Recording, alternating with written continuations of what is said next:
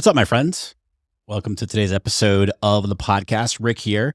And I want to talk about a really important topic that I feel like is very underserved, that needs to be talked about more. I've talked about it in the past here on the show a few times, and I really want to change that, beginning with today's episode.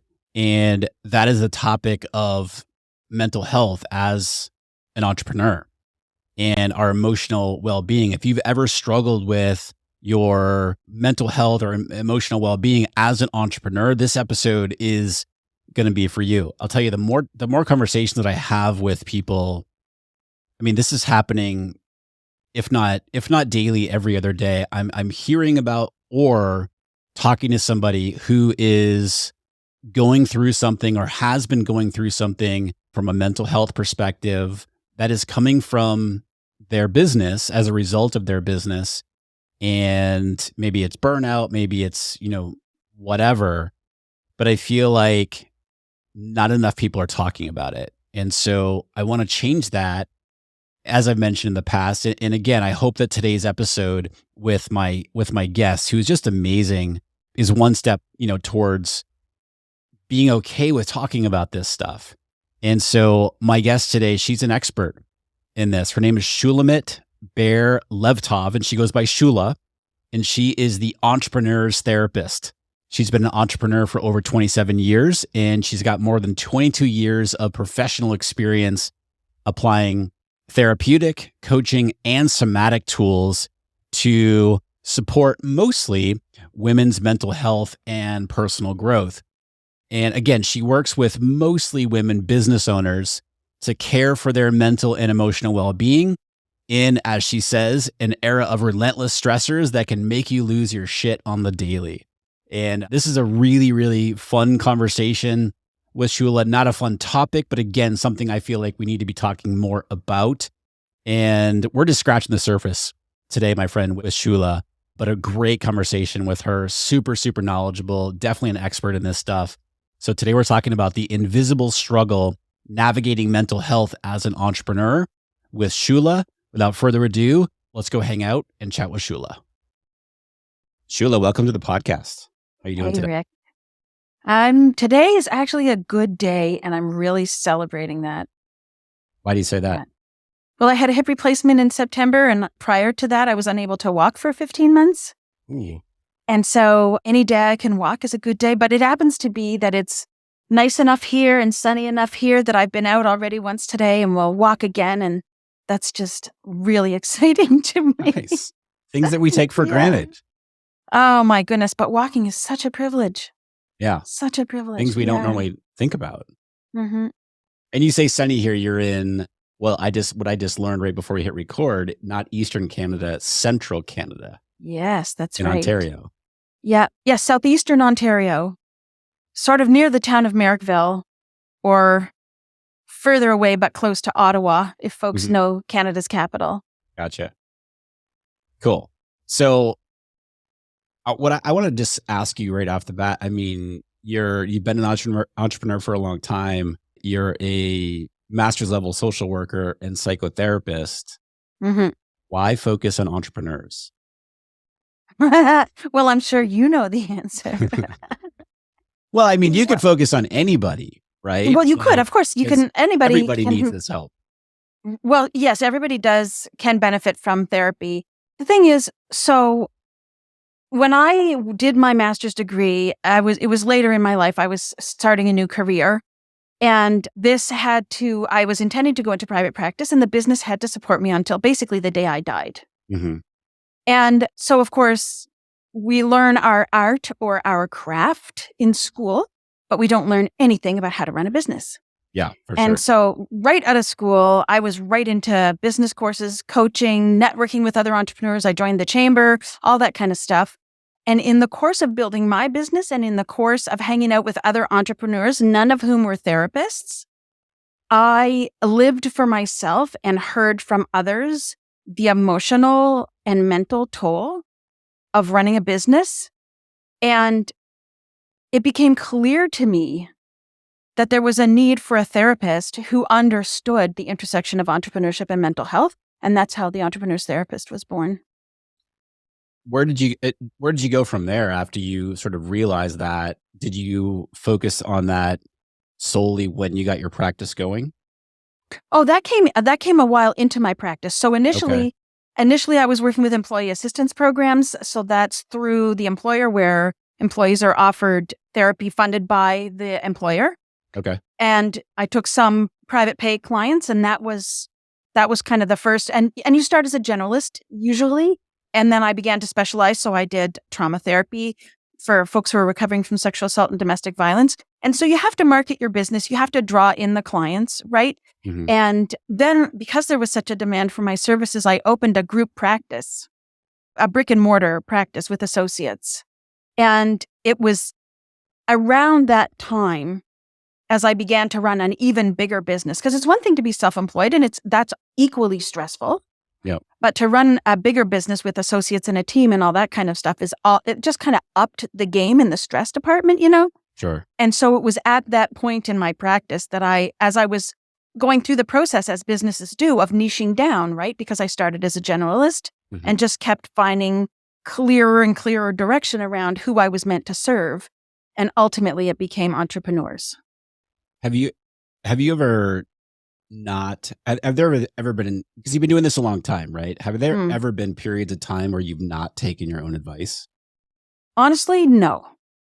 I think for a couple of reasons. One, as I say, I came to this late in life, like, in my 20s or 30s, for sure I did. I was not a therapist then, but Yeah. for sure I did all the self-care things wrong, right? But I'm a trauma survivor and running a business is enormously difficult. Understanding trauma and the dynamics of trauma and trauma recovery for myself, particularly, I need to structure my life in such a way that it supports the work I want to do.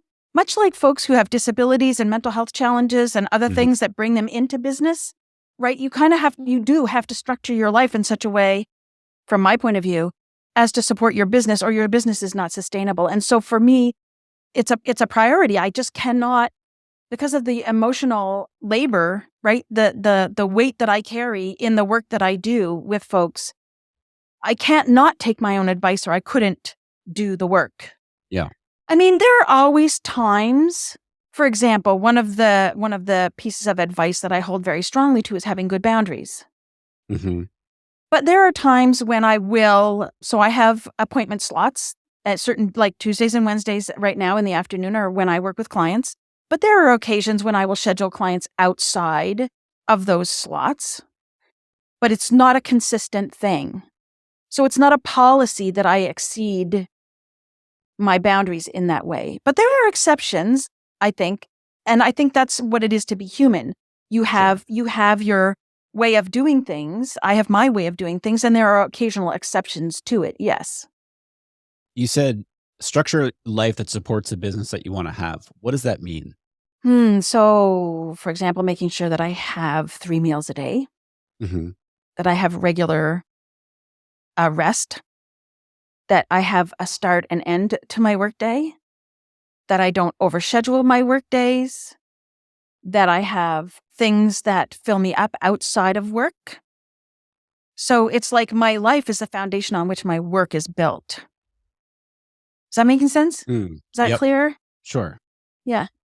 And along with that, you said, you mentioned doing, you did all the self-care things wrong early hmm on. hmm What does that mean? Well, I mean, burned the candle at both ends, Yeah. crossed all my boundaries, took responsibility for things that were not mine, worried about things, unable to distinguish between what's in my control and what isn't in my control, and worrying and then trying to influence things that were not mine to influence, not having a good relationship with myself, like the self-talk, the list goes on and on. It's a maturity issue, right? I think that as we grow, we learn how better to care for and relate to ourselves. Sure.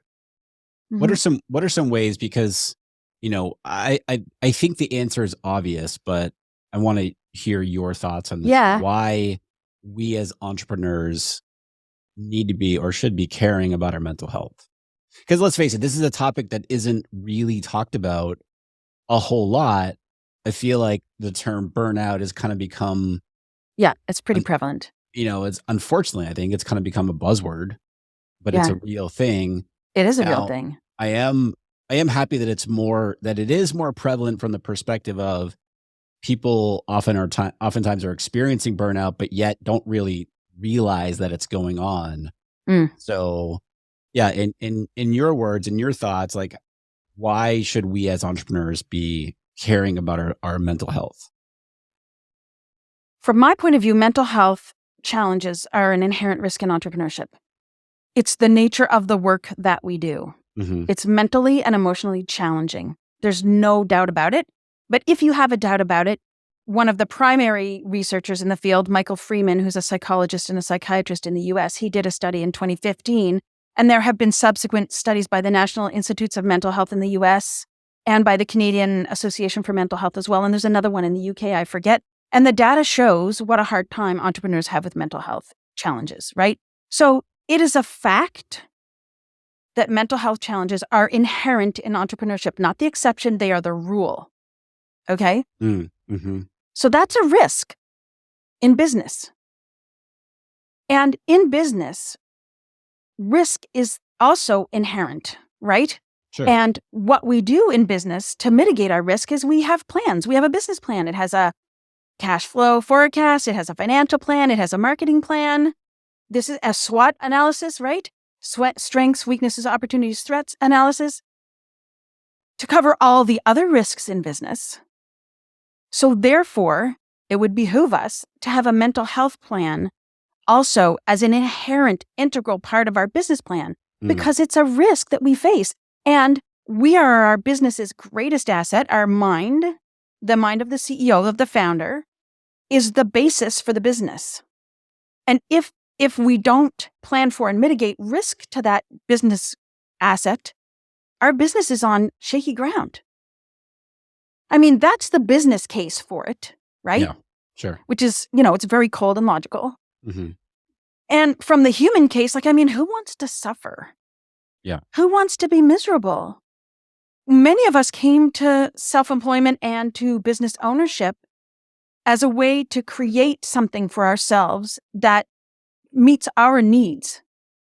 Why would we reproduce the toxic environments that we've experienced, let's say in employment, or that we witness in employment? Why would we reproduce that in our business? And again, that's the kind of human side of, well, I'm self-employed, but I'm more miserable than I was at work. It's another reason a human reason to account for our mental health, right? And to structure our businesses in such a way that they support us in flourishing. As a whole human, the business flourishes, well, we flourish, and as a result, the business flourishes. So that's the human argument. I love that you say, having all of the, the business plan and the SWOT analysis, et cetera, but we don't have, any sort of Never even mental think health about it. plan Yeah. included in what we're doing. Mm-hmm. Now, and not to scare people, but I think it's important to talk about what are some of the symptoms that we can experience when we are not prioritizing mental health running our businesses. Mm-hmm. What are some of the things that happen? Well, I'm just going to leave a pause for a moment and invite the folks listening, because this is an inherent part of every speech I give, is an interaction with the audience where I say, so, when you're stressed, how do you know? And usually there's some wry laughter, and I invite people to shout out what they experience, right? It's a real kind of validation moment for folks. So I'll leave a moment for listeners to recall what it's like for them. Would you be comfortable throwing out a couple of things on your own, and then I can say more? Yeah, for me, when I'm stressed out, first of all, I have eczema, and I've had eczema my entire life, and I itch, my skin I feel the effects of it, literally in my skin. The other thing that is my brain just cannot process anything, and I begin to shut down. Yeah. Yeah. So if we were eye to eye with folks listening, I'd be like, anybody recognize this? The itchy skin, I don't, but the flare of symptoms, I have chronic illnesses, and symptom flares occur when I'm more stressed. Mm-hmm. And also the difficulty concentrating can be a challenge for many people. Yep. What's happening in our bodies is that it's a perceived threat. The human organism at the level of survival and safety is much like a mammal. We have the mammalian brain. And so it will perceive these things as threats, as if there was a bear. But in the modern era, of course, we can't run from the bear. There are no bears. There's phone calls and emails and unhappy clients and conflict with team members and all that kind of stuff. But the body reacts as if we are a rabbit and there is a bear coming to eat us, right? So we can experience all the things that the rabbit needs to run, right? Muscle tension so that to get the strength to the muscles to run, shortened breath to deliver oxygen quickly to the body, increased blood pressure, again, to deliver blood to the muscles, increased heart rate, sweaty palms, dry mouth, all the adrenaline things, all of which are designed to help the rabbit run from the bear. And our mind at this level still thinks we're a rabbit. And so as humans, we can experience all of these things. And chronic muscle tension then leads to like aches and pains, but also headaches, grinding your teeth, trouble sleeping, right? There's like a whole array. I could go on for about 15 minutes about the whole array of things that we experience that make sense when you think of them in terms of, oh, my body's behaving like a rabbit that has to run from a bear. Yeah. So we have physiological things, and difficulty in the body kind of inhibits our capacity as a human and therefore as an entrepreneur when we're carrying so much for our business. But even more so is the impact on the brain, where as entrepreneurs, our prefrontal cortex, which is the human part of the brain, so we have the mammalian brain sort of in the middle, and then the prefrontal cortex over top. And this is where our human capacities lie. So beyond the fight and flight safety stuff. But the thing is, though, that when we have those fight and flight signals in our body, the prefrontal cortex stops communicating with the rest of us. And we lose access to our creative capacities, our ability to take in and synthesize information, our capacity to make decisions, our ability to concentrate and focus, all the things that make us CEOs, our CEO self. It stops communicating with the rest of us. We have either less, poor, or no access to the very CEO we need to run our business. And so there's a lot of cognitive impacts for folks who are having struggles, chronic stress in the business. And then there was one other thing. Oh, yes, mood. So we can experience depression and anxiety and other kinds of, like on a mood level. And then if it's left uncared for, then it can rise to the level of needing diagnosis and care by a registered mental health professional and possibly also a medical team. It occurs along a spectrum where you can start with just like, oh, I'm queasy and I'm not sleeping very well, to I've got clinical depression, a major depressive episode, and I need to take a time out and, get my feet back under me. Yeah. If somebody's not doing these mental health, self-care things for themselves, what's a good place for somebody to start? I'm going to answer that question, but I'm going to go back just a minute because it's really important to say that even when we care for ourselves in the quote unquote right way, there are times when we will still experience the impact of the stress we're going through. It will affect us. Just like if you cut yourself with a knife, no matter how well you care for yourself, you're still going to bleed because that's what the body does. Sure. That's its attempt, its survival and healing attempt, right? And so we have to look at things like burnout, depression, anxiety, mood disorders, all of these things as signals, calls for care, right? Signals that we need to look under the hood. So we need to think of them in terms of data, of good information to pay attention to that will empower us to take action.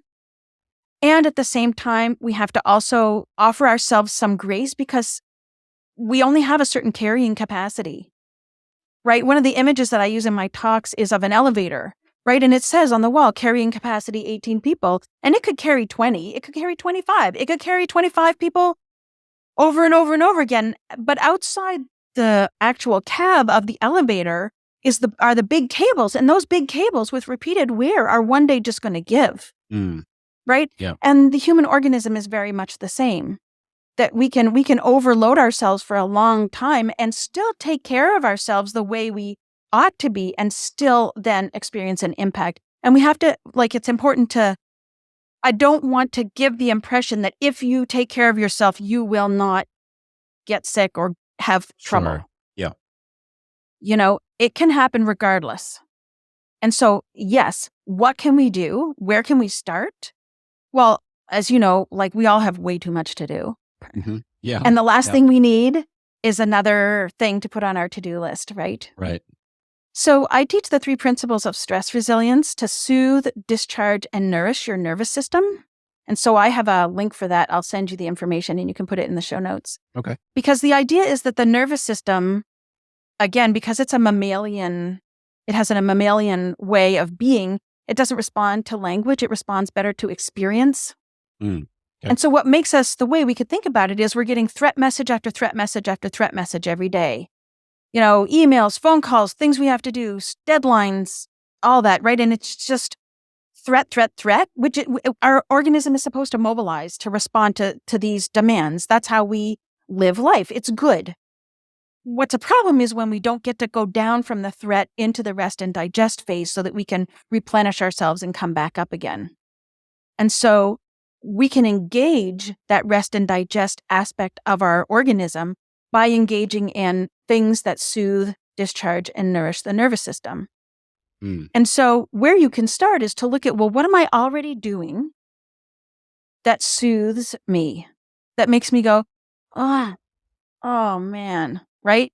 And for some people, it's a hot bath, but for other people, it's sitting in nature. It's very idiosyncratic, which is why I don't teach a prescriptive, meditation and yoga. That's Sure, what'll it's do gonna it. be different for everybody. Everybody, exactly. Yep. Discharge, because of the buildup of mobilization energy in the body and also emotions, we need to find a way to let that go, to discharge it by moving our body and moving our emotions. Although I will say not exercise. If you hate exercise, I'm not talking exercise. I'm talking just moving the body and finding a way that works for you. And then nourishing is things that are uplifting and engaging. So it could be something religious or spiritual, worship service, singing, spending time in nature. It could be also spending time with people who are important to you, your community, a sense of connection. So whatever uplifts and nourishes you, right? And if you can take those 3 principles and think about, well, what am I already doing that fit into these categories and pay attention to those, do them with intention and do them more frequently. So little interventions in the duration of the day, little 5 minutes here and there. And trust me, 5 minutes, there are very few, especially in online business, it's not like brick and mortar, but even in brick and mortar business, there are very few things that 5 minutes somebody's gonna die or something terrible is going to happen. Yeah. Little 5 minutes here and there in the course of your day is where you can start and where I would recommend starting. And that you do it with intention. So you say, oh, this is the thing I'm doing to soothe my nervous system. And then do it with intention and awareness, and then go back to what you were doing before. And that's kind of less heavy lifting, right? Than this whole big campaign, or taking hours out of your day, or taking days out of your week, or months out of your year. That's where I would recommend people start. Got it. And that makes a lot of sense. And as you're talking, I'm doing this sort of self checklist for myself. Now, if we have sort of, and I want to talk to you about this concept. You talk a lot about this concept of resilience versus mindset and the connection, or maybe lack thereof, between the two. But I know people who just have a very sort of, the way I would describe them, light and easygoing attitude. Yes, Things don't bother them very much. Yes. For people who are experiencing that, what I see from the outside, and maybe they're doing, one person I'm thinking of I know for a fact they do the things that you're talking about. So that's certainly, and they've had a very long and successful online business and no sign of slowing down. But I'm also thinking of somebody else who is super hard charging, just no, I'm hustle and all this other stuff, which I'll sleep when I'm dead. Right. Exactly. Zero judgment. But is their attitude, or could their attitude about all these things be affecting maybe the lack of the prioritizing of mental health. Does that make sense? Yeah, well, there's a couple of things I'll say in response to that, and then we'll see if it lands the way, Sure. like, responds to what you're curious about. First of all, there's a question of temperament. There's a psychological concept of temperament, and we're all born with temperaments. Mm. And I forget exactly what they all are, but what I'm remembering now is brittle versus flexible, right? It's called temperament, and people can Google that. So, like, if you're a person like the one you described who's more easygoing, that's a question, and I would say to begin with, of temperament. Mm. And, temperaments are temperaments. There's not much we can do about that. So in the temperament, what I remember, the temperament research is there's kind of easygoing versus brittle. So it's not a type A, type B kind of thing. It's really more like how a person responds to stress. And for some folks, they're cool about it. And for other folks, they're like, whoa, freak out, can't handle it. Yeah. And so obviously a person with a more brittle or more fragile or less flexible temperament needs more support to be able to work with the stressors that they face, regardless of whether they're an entrepreneur or not. Sure. The drivenness, where it comes from, I don't know. Like, I don't have a recollection of having read research around the drivenness.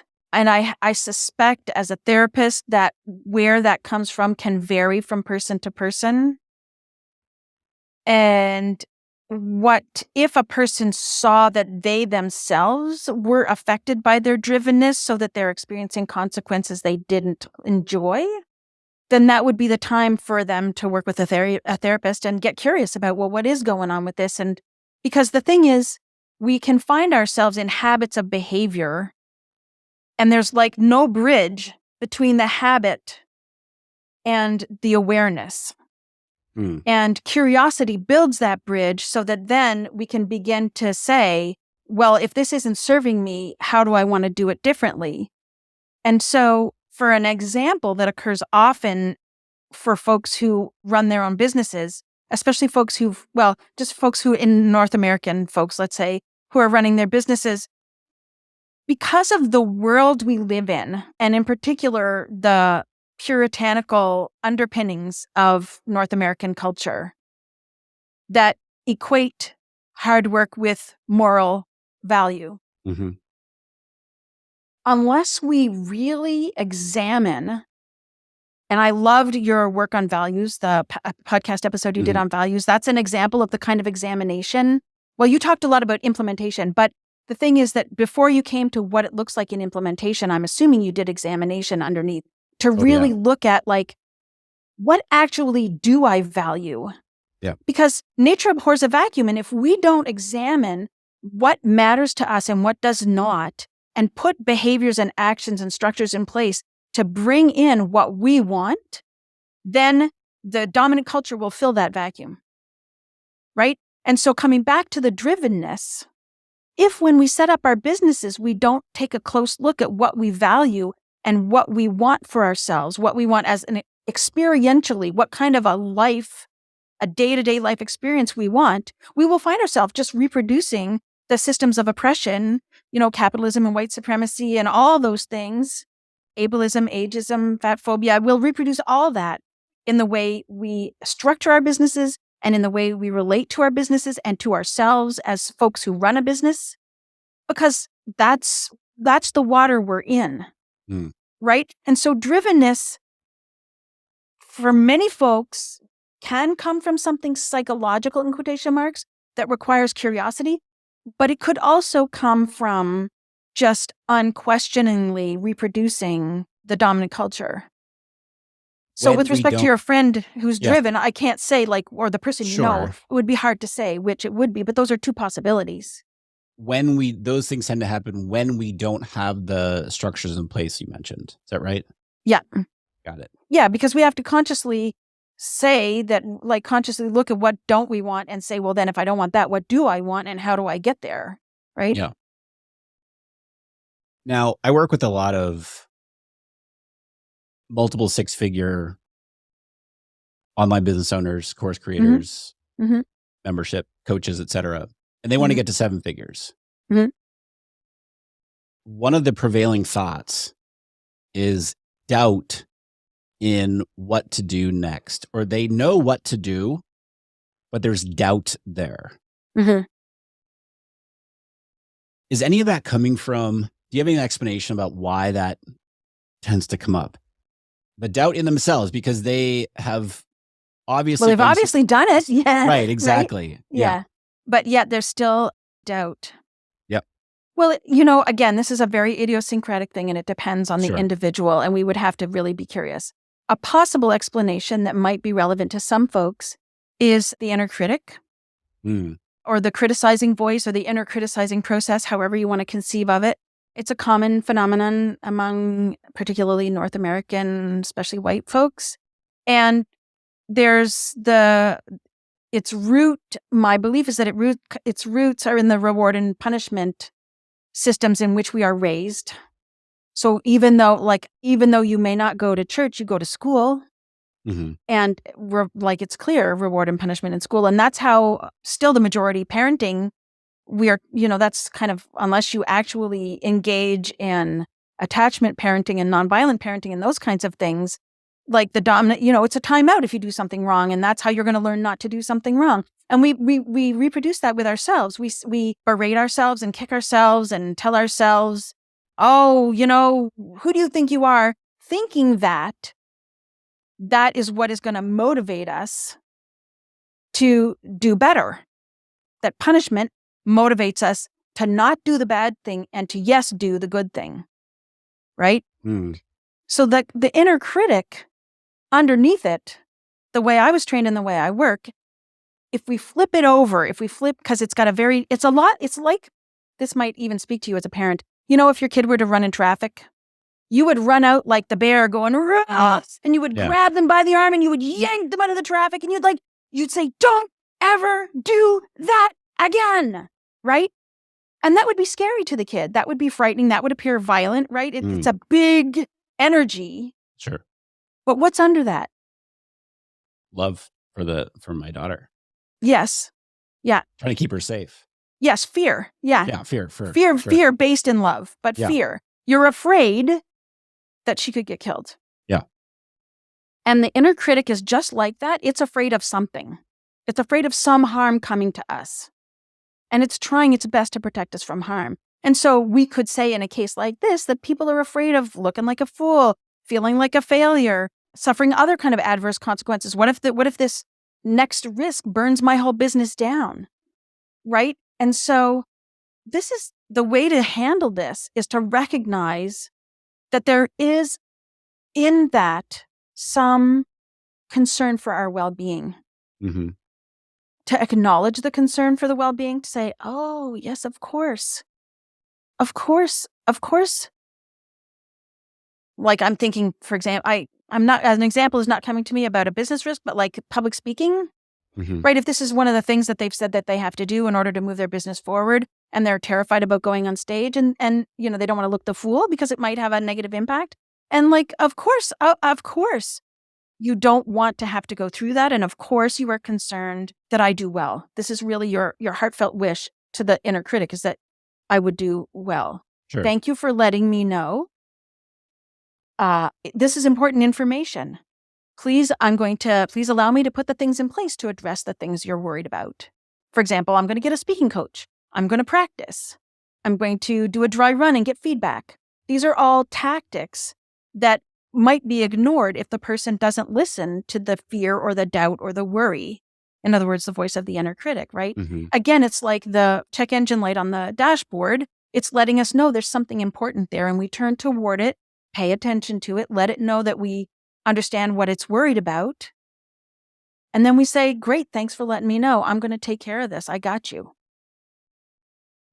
And then that will alleviate to some degree. It won't make it go away entirely because it serves an important purpose. The doubt or the worry, right? Most of us don't think so. But in the scenario I've described. Sure. Yeah. And this, I would assert this is the way to deal with it, because I would assert that it does have important information for us. It doesn't have to run the show. Right.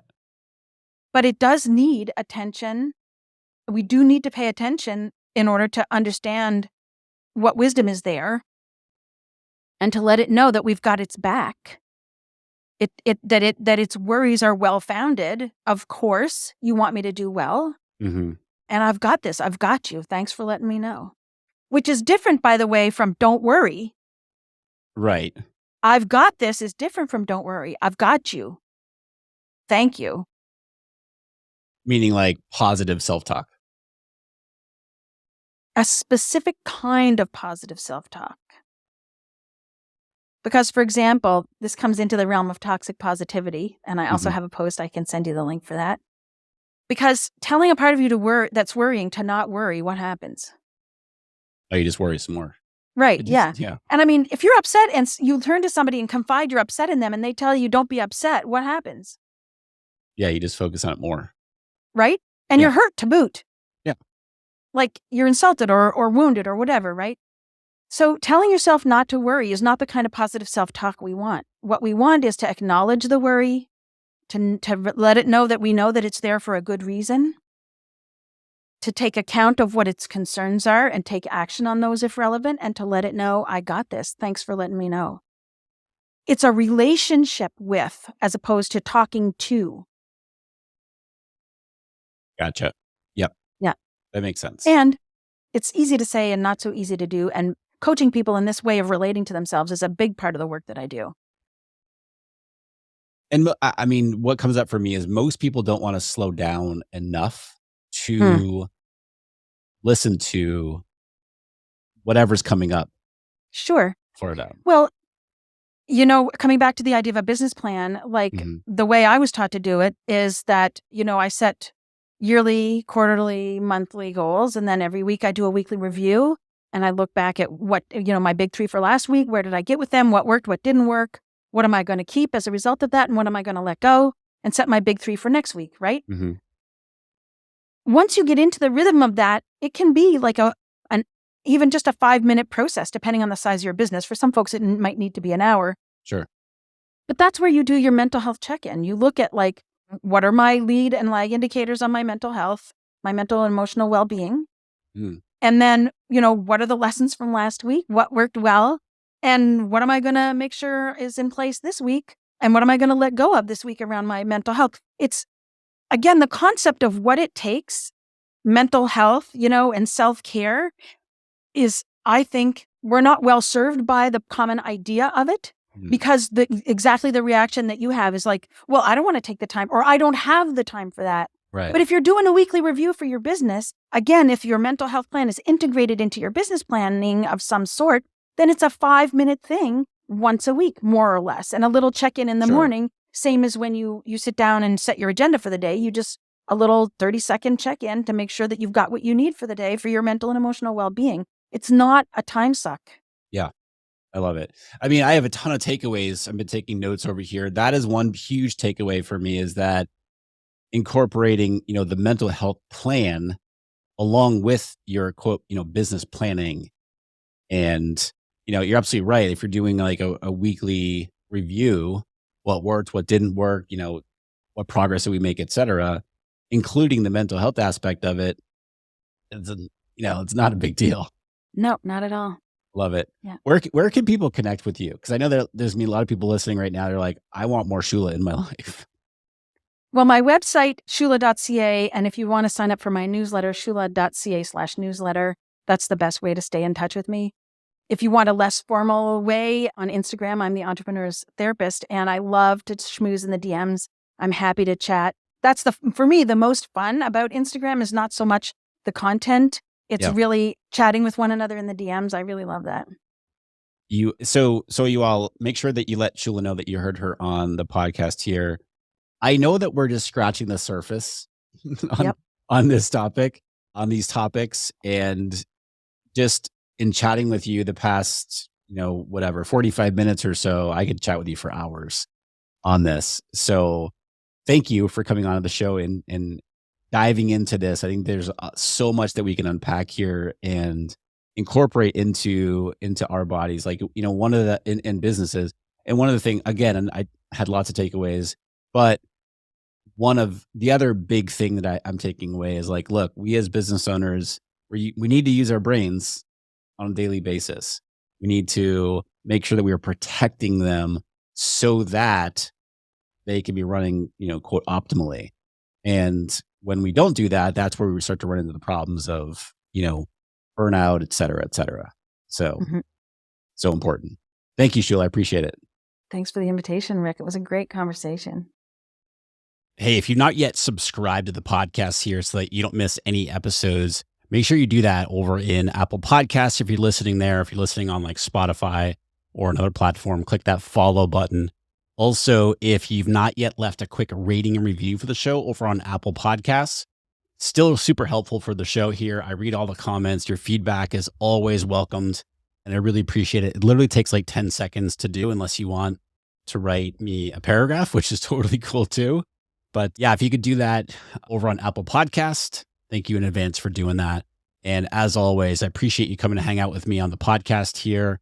Until next time, my friend, be well. I'll chat with you soon.